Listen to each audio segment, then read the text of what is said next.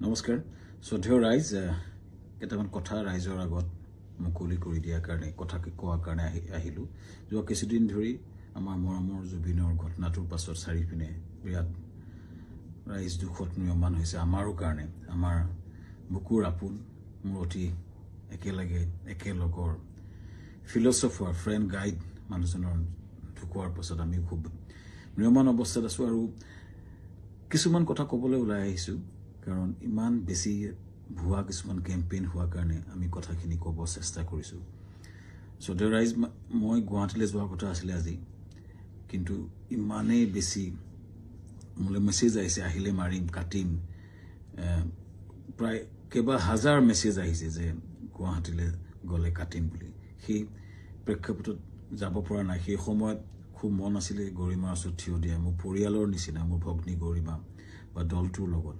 এই ঘটনাটোৰ পিছত থিয় দিব পৰা নাই কিন্তু কিয় পৰা নাই ৰাইজ গম পাইছে কাৰণ আমাক থ্ৰেটনিং কৰা হৈছে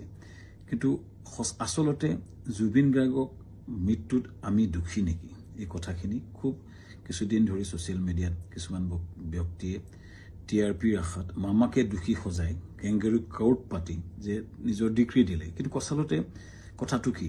জুবিন গাৰ্গক আমি কিয় মাতি আনিছিলোঁ শ্ৰদ্ধা ৰাইজ আমি যেটো নৰ্থ ইষ্ট ফেষ্টিভেল ডিল কৰোঁ সেইটোত উত্তৰ পূবৰ বিভিন্ন সংস্কৃতি বা খাদ্য বা পৰ্যটনৰ প্ৰসাৰ কৰা হয় প্ৰথম 2013 চনত পাতোতে আমি জুবিন গাৰ্গৰ লগতে কথা পাতিছিলোঁ তেখেতেই আমাক ব্ৰেণ্ড এম্বাছাডৰ হিচাপে গাইড কৰিছে যে মই সংপৃক্ত থাকিম অনুষ্ঠানটো আমি একেলগে কৰিম টিভিত বা বিভিন্ন মিডিয়াত তেওঁ বহুবাৰ কৈছে যে শ্যামকানুৰ সৈতে মিলি আমি নৰ্থ ইষ্ট ফেষ্টিভেল পাতোঁ দিল্লীত বা বিশ্বৰ বিভিন্ন ঠাইত তেওঁ নিজে ইয়াত সংপৃক্ত আছে বুলি বহু ভিডিঅ' আছে মই আপোনালোকক জনাম দেখুৱাম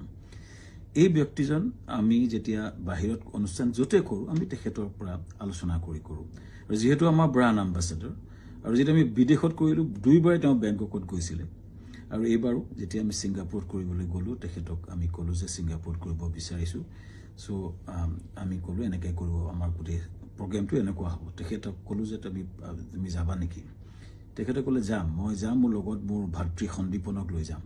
আৰু মেনেজাৰ সিদ্ধাৰ্থ যাব আৰু আমাৰ শেখৰ যাব চ' এনেকৈ ক'লে কোৱাৰ পাছত আমি পিছত আৰু এগৰাকী সংগীত শিল্পীও আহিলে চ' কোৱাৰ পিছত আমি আয়োজন কৰা প্ৰক্ৰিয়া আৰম্ভ কৰিলোঁ আৰু প্ৰথম কথা শ্ৰদ্ধেয় ৰাইজ জুবিন গাৰ্গক মতাটো পাপ নহয় উত্তৰ পূৰ্ব আটাইতকৈ ডাঙৰ অনুষ্ঠান নৰ্থ ইষ্ট ইণ্ডিয়া ফেষ্টিভেলত উত্তৰ পূৰ্ব আটাইতকৈ ডাঙৰ যিজন সংগীত শিল্পী তেখেতক নিমন্ত্ৰণ কৰাটো যিহেতু আমাৰ ব্ৰেণ্ড এম্বাছাডৰো হয় আমাৰ লগত সংপৃক্ত হয় আৰু তেখেতক মতাটো পাপ কৰা নাছিলোঁ এইটো আমাৰ দায়িত্ব আছিলে তেখেতক নিমন্ত্ৰণ কৰাটো তেখেত কিয় 17 তাৰিখে আহিলে এইটো প্ৰশ্ন হৈছে তাৰ আগতে সুস্থ দেহাৰে আহিছে বুলি বহুতে লিখিছে কিন্তু তাৰ দুদিনমান আগতে তেখেতে আমাৰ 7 ছেপ্টেম্বৰত মুম্বাইত তেওঁ খুব ধুনীয়া পাৰফৰ্মেঞ্চ কৰিছে মুম্বাইত আৰু তেখেতে 1 তাৰিখে নে 3 তাৰিখে দিল্লীত তেখেতে পূজাত এটা অনুষ্ঠান কৰাৰ কথা আছিল সম্পূৰ্ণ কনচাৰ্ট বা মিউজিকেল প্ৰগ্ৰেম কৰাৰ কথা আছিল কেইবাটাও প্ৰগ্ৰেম তেওঁ লাইন হৈছে তেখেতে প্ৰগ্ৰেম কৰি আছিলে চ' গতিকে সুস্থ দেহাৰে আমি অনাটো আমাক এটা অতি ভুল দোষাৰোপ কৰা হৈছে তৃতীয় কথাটো হৈছে তেখেতৰ 17 তাৰিখে এইকাৰণে আহিলে সেইদিনাখন ডাইৰেক্ট ফ্লাইট আহিলে কাৰণ কলিকতা হৈ আহিলে বহুত দীঘলীয়া হয় 19 তাৰিখে আমাৰ অনুষ্ঠান আৰম্ভ হয় চ' সেইকাৰণে 17 তাৰিখে গ্ৰুপ ফ্লাইটত তেওঁ আহিছিলে লগতে দলটো আহিছিলে আমি পেন পেচিফিক হোটেলত ৰাখিছিলোঁ আমাৰ য'ত অনুষ্ঠান হৈছিল তাৰ লগতে সানটেকৰ লগতে পেন পেচিফিক এখন 5-star হোটেল সকলো দলটো আমি ৰাখিছিলোঁ ভালকৈ ৰখাৰ চেষ্টা কৰিছিলোঁ আমি তেওঁলোকক কথা পাতিছিলোঁ যে তেওঁ কৈছিলে আমি অলপ জিৰণি ল'ম আৰু 19 তাৰিখে তেওঁ আৰম্ভণি অনুষ্ঠানত তেওঁ থাকিব আৰু 20 তাৰিখে তেওঁ দুটামান গান গাব ভূপেন হাজৰিকাৰ এটা ট্ৰিবিউট দিব এইটো আলোচনা আমাৰ হৈছিলে পিছত 18 তাৰিখে দিনাখন 19 তাৰিখে আমাৰ অনুষ্ঠান আছিলে 18 তাৰিখৰ দিনাখন আমি তেখেতক খবৰ কৰি তেওঁ শুই আছিলে আমাৰ বহুত বিভিন্ন উত্তৰ পূৰ্বৰ মানুহ আছিলে তেওঁৰ লগত তেওঁ ভায়েক আছিলে আৰু তেওঁ সিদ্ধাৰ্থ আছিলে মেনেজাৰ আৰু দল আছিলে 19 তাৰিখৰ দিনা ঘটনাটো ঘটিলে যেতিয়া আমাৰ সেইদিনাখন উত্তৰ পূৰ্বৰ বিভিন্ন মন্ত্ৰী বিষয়াৰ লগত আমাৰ এখন মিটিং চলি আছিলে উদ্যমীসকলৰ লগত ছিংগাপুৰৰ মিটিং চলি আছিলে তাতে আমি ৰাতিপুৱাই গৈছিলোঁ তেতিয়াই এই জাহাজৰ ঘটনাটোৰ কথা মোক সিদ্ধাৰ্থ শৰ্মাই ফোন কৰিছিলে 3:30 বজাত আমাৰ মিটিং আৰম্ভ হৈছিলে 12:30 বজাত চ' 11:30 মানতে মই চাংগ্ৰিলা হোটেলত গৈছিলোঁ আৰু তাত 3:30 বজাত আমি গম পাইছিলোঁ যে এনেকুৱা ঘটনা এটা ঘটিছে সিদ্ধাৰ্থই ফোন কৰিছিলে ক'ত ঘটিছে কেনেকৈ ঘটিছে আমি একো গম পোৱা নাছিলোঁ লগে লগে বহুখিনি তাকে লৈ বহু ফোন আহিছিল কিন্তু মই উত্তৰ দিব পৰা নাছিলোঁ আচলতে ইমান ডাঙৰ ঘটনাটো আমাৰ মৰমৰ বুকুৰ আপোন মানুহজন এনেকুৱা ঘটনা ঘটিছে কথাটো আমাৰ কাৰণে এটা থটমটৰ নিচিনা হ'ল আৰু লগে লগে আমি দুটাবাসৰ লগত কথা পাতি তালৈ গ'লোঁ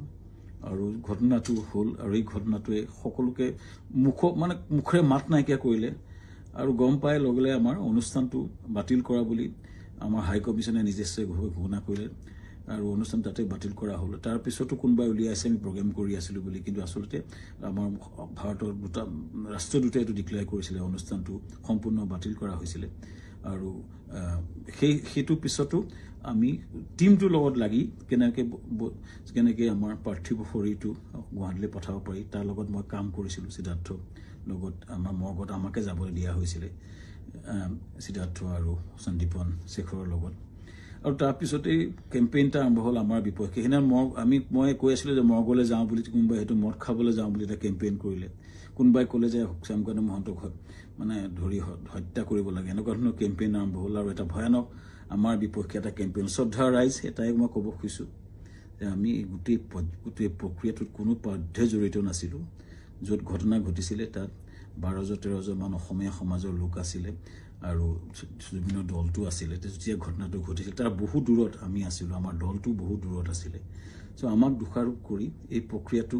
কিয় কৰা হৈছে কেইজনমান ব্যক্তিয়ে ইচ্ছা কৰি এটা ডাঙৰ কেম্পেইন কৰি পেলাই আমাক বদনাম কৰাৰ বা হত্যা কৰাৰ প্ৰক্ৰিয়া যিটো কৰিছে শ্ৰদ্ধেয় ৰাইজ তাৰ এটা ন্যায় বিচাৰিছোঁ এতিয়া SIT হৈছে আমি খুব আদৰণি জনাওঁ যি প্ৰশ্ন হয় উত্তৰ দিব বিচাৰিছোঁ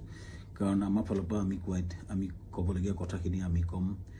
আমি আদৰণি জনাইছোঁ সঠিক তদন্ত হওক কিন্তু এই যিটো ঘটনা ঘটিছিলে জাহাজখনত বহু দূৰত আমি আছিলোঁ আৰু আমাক সেই ঘটনাটোৰ সময়ত এই যিকেইজন ব্যক্তি আছে তেওঁলোকে তাৰ কথা ক'ব পাৰিব কিন্তু আমাক সেই ঘটনাটোৰ সময়ত আমাক সম্পৰ্কে কোৱা আমাৰ একচুৱেলি আমি নাজানিছিলোঁ কিন্তু এটা কথা হয় এই যিটো ঘটনা হ'ল এই ঘটনাটো আমাক সম্পূৰ্ণৰূপে বিধ্বস্ত কৰিছে আমাৰ জুবিন গাৰ্গ আমাৰ কাৰণে আছিলে সাহস জুবিন গাৰ্গ আমাৰ আছিলে ব্ৰেণ্ড এম্বাছাডৰ জুবিন গাৰ্গ আমাৰ অনুষ্ঠানটোৰ মূল হৃদপিণ্ড আছিলে হৃদপিণ্ডজন যোৱাৰ পাছত আমাৰ যি অৱস্থা হৈছে গোটেই দলটোৰ আমাৰ গোটেই বিধ্বস্ত অৱস্থা আমাৰ সকলোৰে আৰু ইয়াৰ পাছত যিটো আক্ৰমণ হৈছে আমাৰ পৰিয়ালৰ ওপৰতো আক্ৰমণ হৈছে ফেক ভিডিঅ' ওলাইছে ফেক ফোন কল ভাইৰেল হৈছে ইমান জুবিন গাৰ্গে এই অনুষ্ঠানটো নিজৰ বুলি আগুৱাই লৈ গৈছিলে তেওঁ অনুষ্ঠানটোৰ গুৰুত্বটো বুজি পেলাই নিজকে আগুৱাই লৈছিলে আৰু সেইজন ব্যক্তিৰ স্মৃতিত আমি বহু কৰিবলগীয়া আছে কিবা যদি জীৱনত কৰিব বিচাৰোঁ জুবিনৰ স্মৃতিত নিশ্চিতভাৱে কৰিব বিচাৰিম কিন্তু এই যিটো অন্যায় হৈছে যিটো মিছা অপবাদ দিছে ন্যায় হওক চৰকাৰক বিচাৰিছোঁ ন্যায় হওক আৰু আমিও ন্যায়ালয়ত যাব লাগিব আমাক দেশত আইন বুলি এটা বস্তু আছে যে মিছা অপবাদত আমাক যিটো কৰা হৈছে বা নিজৰ ঘৰলৈ যাব নোৱাৰা অৱস্থা হৈছে আমি নিশ্চিতভাৱে কিছুমান মানুহ উচতনি দি যিটো কৰিছে আমি ন্যায়ালয়ক নিশ্চিতভাৱে ক'ব লাগিব যে আমাক ন্যায় দিয়ক সুৰক্ষা দিয়ক আৰু ৰাইজৰ পৰা ন্যায় বিচাৰিছোঁ চৰকাৰৰ পৰা ন্যায় বিচাৰিছোঁ আৰু জুবিনৰ আমাৰ মহান শিল্পী আমাৰ মৰমৰ বুকুৰ আপোন মানুহজনৰ আত্মাই চিৰশান্তি পাওক ৰাইজৰ পৰা আশীৰ্বাদ বিচাৰিছোঁ ন্যায় বিচাৰিছোঁ ধন্যবাদ